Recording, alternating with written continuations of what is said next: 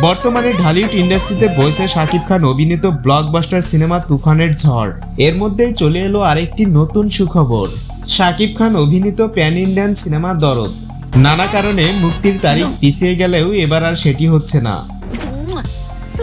Finally দরদের নির্মাতা অনন্য মামুন একটি ফেসবুক পোস্টের মাধ্যমে জানিয়েছেন, দরদ শুভ মুক্তি সেপ্টেম্বরে। সকল প্রমোশন শুরু হবে জুলাইয়ের 15 থেকে।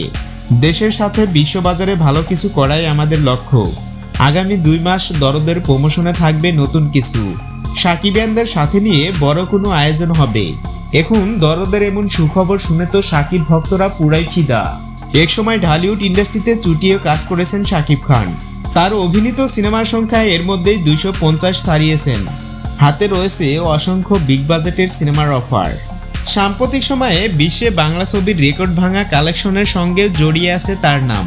শাকিব খান শুধু ঢাকাই সিনেমার শীর্ষ তারকাই নন, বাঙালি তারকাদের মধ্যেও তার অবস্থান প্রথম দিকে এবং ব্যবসায়িক সফলতার নিরিখেও তার অবস্থান শীর্ষে। বিগত দিনে তিনি প্রতি সিনেমার জন্য 60 থেকে 70 লাখ টাকা নিলেও প্রিয়তমার তুফানের সাফল্যের পর তিনি এখন প্রতি সিনেমার প্রতি 2 কোটি টাকা পারিশ্রমিক নেবেন বলে জানা গেছে।